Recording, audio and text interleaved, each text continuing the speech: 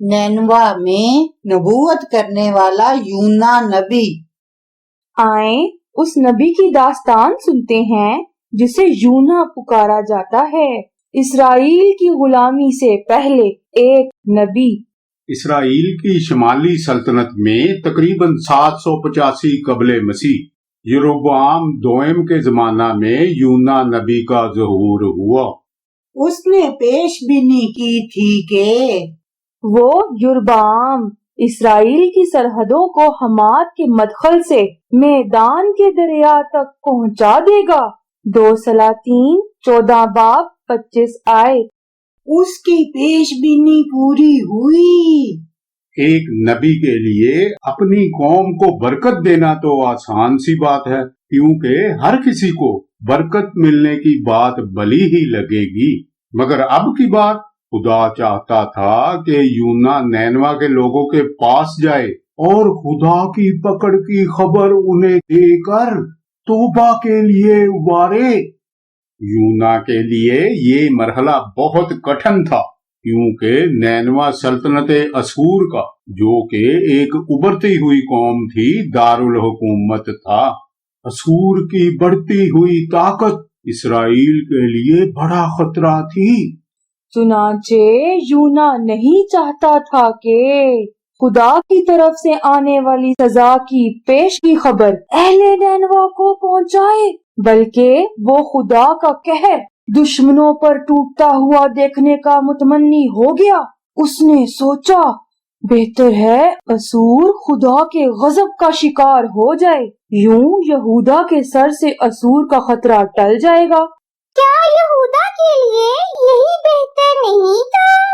और खुदा के इंसाफ का तकाजा भी यही नहीं था?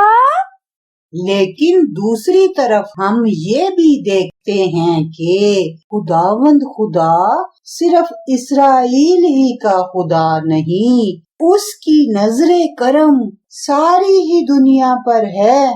यूना खुदा के हजूर से भाग निकला। यूना 1 बाब 1 से 3 आयत। खुदावन का कलाम यूना बिन इम्मती पर नाजिल हुआ कि उठ, उस बड़े शहर नैनवा को जा और उसके खिलाफ मनादी कर, क्योंकि उनकी शरारत मेरे हजूर पहुंची है। लेकिन यूना खुदावन के हजूर से तरसीस को भागा और याफा में पहुंचा, और वहां उसे तरसीस को जाने वाला जहाज मिला और वो किराया देकर उसमें सवार हुआ ताकि खुदावन के हजूर से तरसीस को अहले जहाज के साथ जाए। क्या ही अनोखी बात हुई। खुदा ने यूना को मशरिक की तरफ भेजा, वो मगरब को घूम गया। बच्चों, क्या यूना खुदा से रूपोश हो सकता था? यूना होशियारी दिखाते हुए तरसीस में जा छुपा। ख्याल किया खुदा उसे ढूंढ ही नहीं पाएगा। आए देखते हैं वो किस तरह खुदा की निगाहों में रहा। यूना 1 बाब 4 से 9 आयत। लेकिन खुदावंद ने समंदर पर बड़ी आंधी भेजी और समंदर में सख्त तूफान बरपा हुआ और अंदेशा था कि जहाज तबाह हो जाए। तब मलाह हरासा हुए और हर एक ने अपने देवता को पुकारा, और वो अजनास जो जहाज में थी समंदर में डाल दी ताकि उसे हल्का करें। लेकिन यूना जहाज के अंदर पड़ा सो रहा था।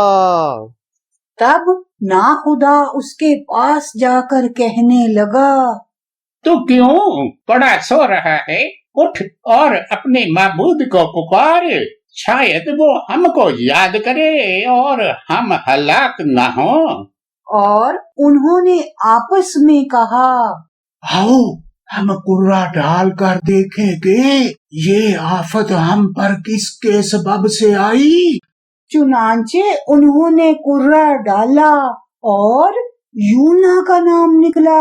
तब उन्होंने उससे कहा, तू हमको बता कि ये आफत हम पर किसके सबब से आई है, तेरा क्या पेशा है? اور تو کہاں سے آیا ہے؟ تیرا وطن کہاں ہے؟ اور تو کس قوم کا ہے؟ اس نے ان سے کہا، میں عبرانی ہوں اور خداوند آسمان کے خدا بحر و بر کے خالق سے ڈرتا ہوں۔ بچوں، یونا نے دوسروں کو بتایا، میں عبرانی ہوں اور خداوند آسمان کے خدا بحر و بر کے خالق سے ڈرتا ہوں۔ مگر جب خدا نے اسے مشرق کی سمت بھیجا تو وہ مغرب کی طرف بھاگ نکلا کہ خدا کے حضور سے فرار ہو جائے۔ بچوں، کیا آپ کے خیال میں اس کا یہ عمل خدا کا خوف کہلا سکتا ہے یا عبادت؟ تاہم یونا کا خیال یہی تھا کہ وہ خدا سے ڈرتا ہے۔ اس زمانہ میں ہر قوم اپنے اپنے انوکھے دیوتاؤں کی پوجا کرتی تھی۔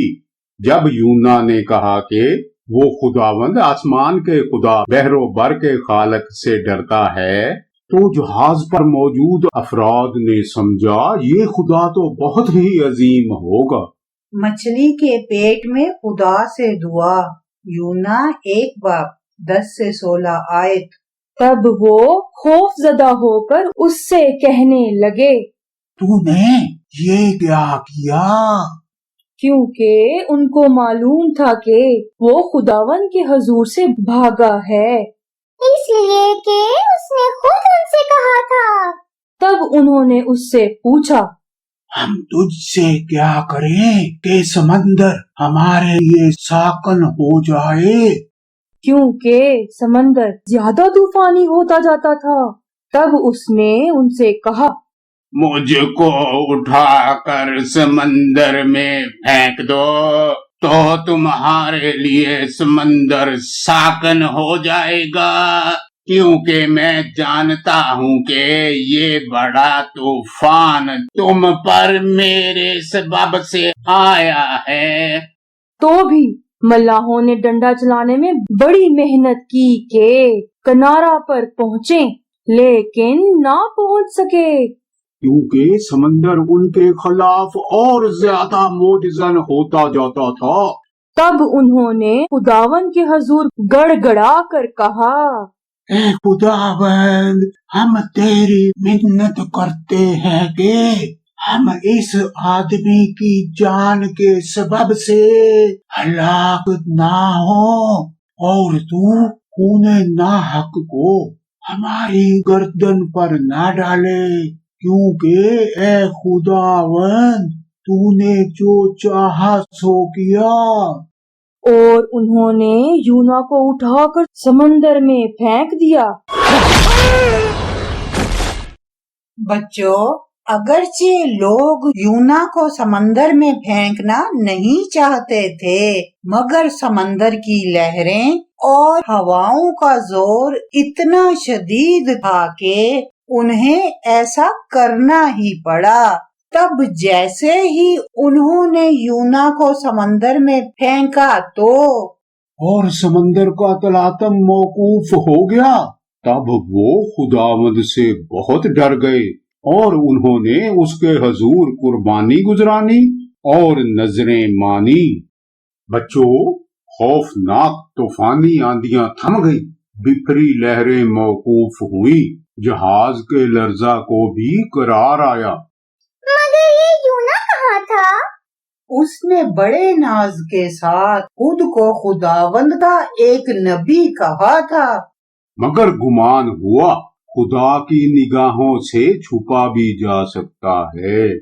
وہ تو ہے بحر و بر کا خالق، وہ آسمانوں کا خدا۔ کیا یونا بہت ہی لاپرواہ اور بے خبر نہیں نکلا؟ کیا یونا سمندر کی گہرائیوں میں پھینک دیے جانے پر خود کو چھپا پایا؟ کیا نینوا کی سزا کا اعلان یا ان کی توبہ کا معاملہ دب گیا؟ یونا 1:17 آیت۔ لیکن خداوند نے ایک بڑی مچھلی مقرر کر رکھی تھی کہ یونا کو نگل جائے۔ یونا 3 دن رات مچھلی کے پیٹ میں رہا۔ یونا 2:1-4 آیت۔ 9 से 10 आयत। तब यूना ने मछली के पेट में खुदावंद अपने खुदा से ये दुआ की, मैंने अपनी मुसीबत में खुदावंद से दुआ की और उसने मेरी सुनी। मैंने पाताल की तह से दुहाई दी, तूने मेरी फरियाद सुनी। तूने मुझे गहरे समंदर की तह में फेंक दिया और सैलाब ने मुझे घेर लिया। तेरी सब मौजें और लहरें मुझ पर से गुजर गईं और मैं समझा के तेरे हजूर से दूर हो गया हूँ। लेकिन मैं फिर तेरी मुकद्दस हैकल को देखूंगा। मैं हमद करता हुआ तेरे हजूर कुर्बानी गुजरानूंगा। मैं अपनी नजरें अदा करूंगा। नजात खुदावंद की तरफ से है। और खुदावंद ने मछली को हुक्म दिया और उसने यूना को खुशकी पर उगल दिया। खूब, खुदा की खुशमजाजी खूब है। उसने एक बड़ी मछली यूना की गिरफ्तारी को भेज दी। बच्चों, यूना कितने दिन और कितनी रातें मछली के पेट में रहा? 3 दिन और 3 रातें। इस दौरान यूना क्या करता रहा? खुदा के आगे दुआ। बच्चों, खुदा ने यूना को सबक सिखाने का इंतजाम किया, क्योंकि वो गुमान कर बैठा कि बहरों भर के खालिक आसमानों के खुदा से छुप कर फरार हुआ जा सकता है। यूना के इकरारे गुनाह, तौबा और खुदा के अहकाम की वजह आवरी के इरादा पर मछली ने उसे वापस खुश्की पर उगल दिया। बच्चों, आप अंदाजा लगाएं, क्या यूना आने वाले दिनों में भी एक भगोड़ा नबी रहा? अहले नैनवा की तौबा, यूना 3 बाब 1 से 4 आयत। और खुदावन का कलाम दूसरी बार यूना पर नाजिल हुआ के, उठ, उस बड़े शहर नैनवा को जा और वहां उस बात की मनादी कर जिसका मैं तुझे हुक्म देता हूँ। तब यूना खुदावन के कलाम के मुताबिक उठकर नैनवा को गया, और नैनवा बहुत बड़ा शहर था। उसकी मसाफत 3 दिन की राह थी। और यूना शहर में दाखिल हुआ और 1 दिन की राह चला। उसने मनादी की और कहा, 40 रोज के बाद नैनवा बर्बाद किया जाएगा। बच्चों, ये भगोड़ा नबी आखिरकार फर्मा बरदार बना और नैनवा को सधारा के वहाँ के लोगों को खुदा की पकड़ से आगाही का पैगाम दे, मगर उसे इस मामला से कोई सरोकार ना था कि लोग उसकी बात सुनते हैं या नहीं। 3 दिनों की मुसाफत उसने एक ही दिन में कर ली। उसे इस बात से कोई गरज न थी कि लोग तौबा करते हैं या नहीं। तब एक हैरान कुन बात हो गई। यूना 3 बाब 5 से 10 आयत। तब नैनवा के बाशिंदों ने खुदा पर ईमान लाकर रोजा की मनादी की और अदना व आला सब ने टाट उड़ा। और ये खबर नैनवा के बादशाह को पहुंची और वो अपने तख्त पर से उठा और बादशाही लिबास को उतार डाला और टाट ओढ़कर राख पर बैठ गया। और बादशाह और उसके अरकाने दौलत के फरमान से नैनवा में ये ऐलान किया गया और इस बात की मनादी हुई कि कोई इंसान या हैवान, गल्ला या रम्मा कुछ ना चखे और ना खाए पिए, लेकिन इंसान और हैवान टाट से मुलब्बस हों और खुदा के हजूर करिया बाजारी करे बल्कि हर शख्स अपनी बुरी रवश और अपने हाथ के जुल्म से बाज आए, शायद खुदा रहम करे और अपना इरादा बदले और अपने कहरे शदीद से बाज आए और हम हलाक ना हो।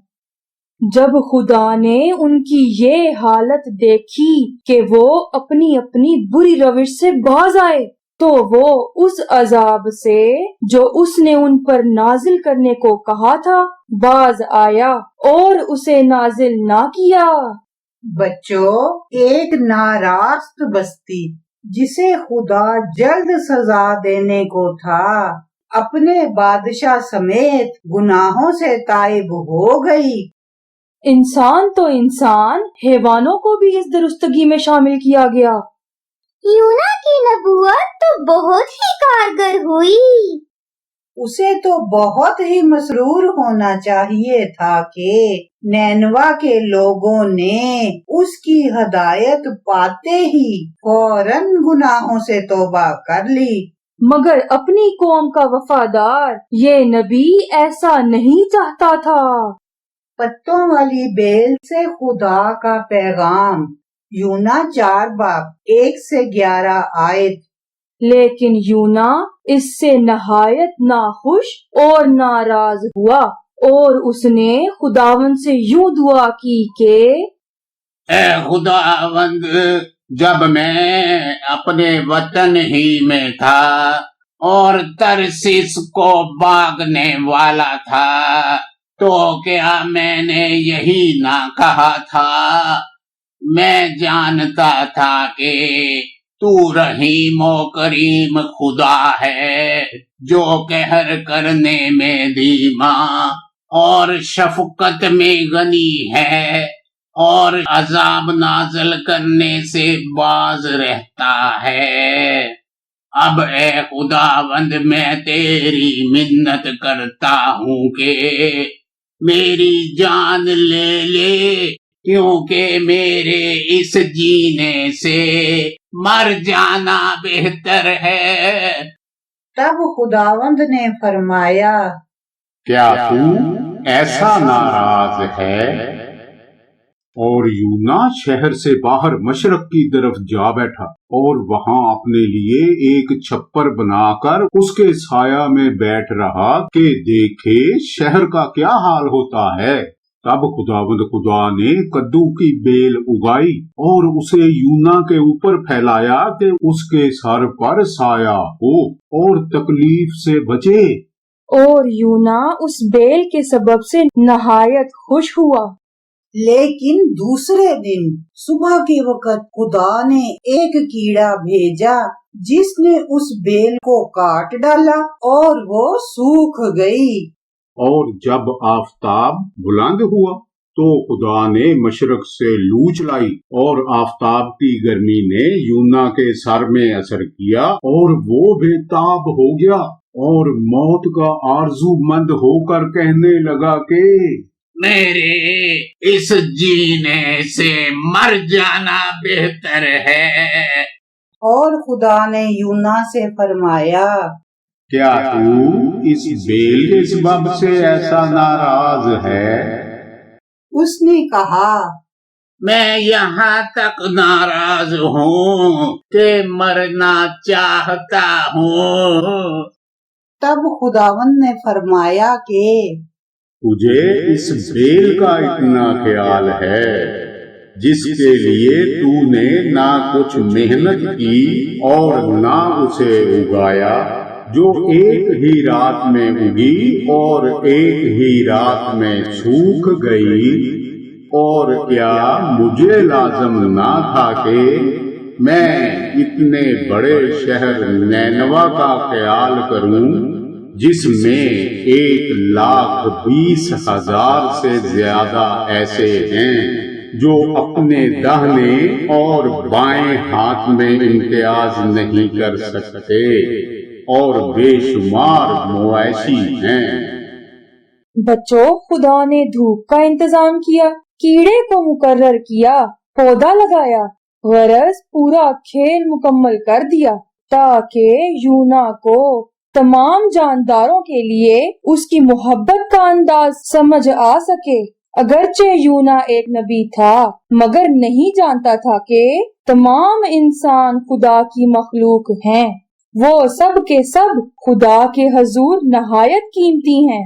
یونا کو بس اپنے ہی لوگوں کی فکر تھی مگر معلوم نہیں تھا کہ خدا تو سب انسانوں کی دیکھ بھال کرتا اور سب کی فکر کرتا ہے۔ خدا ہمیشہ یہی چاہتا ہے کہ لوگ بری راہیں چھوڑ دیں، اس کی طرف سے قائم کردہ نجات پائیں، اس کی گرفت میں آ کر عدالت کی سزا سے بچ جائیں، موت سے بچ جائیں۔ 2 پطرس 3 باب 9 آیت کہتی ہے، خدا کسی کی ہلاکت نہیں چاہتا بلکہ یہ چاہتا ہے کہ سب کی توبہ تک نوبت پہنچے۔ بچوں، ہمیں بھی کشادہ دلی اور کھلے ذہن سے یہ بات لینی چاہیے کہ خدا سب انسانوں سے محبت کرتا ہے، چاہے اس کا تعلق کسی بھی قوم یا کسی بھی مذہب سے کیوں نہ ہو۔ خدا چاہتا ہے ہم اس کی راہوں پہ چلتے ہوئے ہر طرف نجات کی خوشخبری پھیلائیں تاکہ اور بھی روحیں نجات پائیں۔ ہمیں ایسی سوچوں سے بچنا ہوگا کہ خدا محض مسیحیوں سے پیار کرتا ہے اور کسی سے نہیں۔ خدا نے کہا تھا، کیا مجھے لازم نہ تھا کہ میں خیال کروں؟ پہلے تو یوں ہوا تھا کہ یونا نے خدا کی بات نہیں مانی اور نینوا کے لوگوں کو توبہ کے لیے خبردار کرنے نہیں گیا۔ اب یونا اس بات پر خدا سے خفا تھا کہ اگر خدا نے انہیں برباد کیے بنا ہی چھوڑ دینا تھا تو پھر اسے نینوا کی طرف بھیجا ہی کیوں تھا، اور اگر خدا نے اسے ایک پودے کے ذریعہ محبت دکھانی تھی تو اس پودے کو ایک کیڑے کے ہاتھوں کیوں برباد کر ڈالا؟ یونا خدا پر جھنجھلا اٹھا، وہ سوچنے لگا، میں یہاں تک ناراض ہوں کہ مرنا چاہتا ہوں۔ یونا کے حالات و واقعات سے پتہ چلتا ہے بعض نبیوں کو خدا کی راہیں پسند نہیں تھی، اور نہ ہی سب نبی ایسے تھے کہ خدا کی باتیں سمجھ پاتے یا خدا جیسے جذبات یا احساس کے مالک ہوتے۔ کیا آپ کو یرمیا نبی یاد ہے؟ وہ ایک کم ہمت نبی تھا مگر خدا نے اس کے ذریعہ 47 برس تک لوگوں سے کلام کیا۔ اس کا مطلب یہ ہوا کہ عموماً خدا جب کسی کو اپنے کام میں شامل کرتا تھا تو وہ بڑے کمزور، ڈرے سہمے اور نااہل لوگ ہوتے تھے، مگر خدا انہی نکمے اور نا تجربہ کار افراد کو اپنے کام میں شامل کرتا رہا۔ خدا کے ساتھ کام میں شریک ہو کر وہ لوگ سیکھتے گئے، اپنی ذات میں مکمل اور کردار میں پختہ اور بھرپور ہوتے گئے۔ تو بچوں، ہم کسی بھی وقت خدا کے کاموں میں شریک ہو سکتے ہیں۔ ہمیں اس وقت کے انتظار میں بیٹھے رہنے کی ضرورت نہیں کہ پہلے خوب طاقتور یا موٹے تازے ہو جائیں۔ ہم کم عمری ہی میں خدا کے ساتھ چلتے چلتے اس کی مرضی جان سکتے ہیں، ننھے سیموئل کی طرح جو کم عمری میں ہیکل میں ایلی کے ساتھ خدمت انجام دیتا رہا۔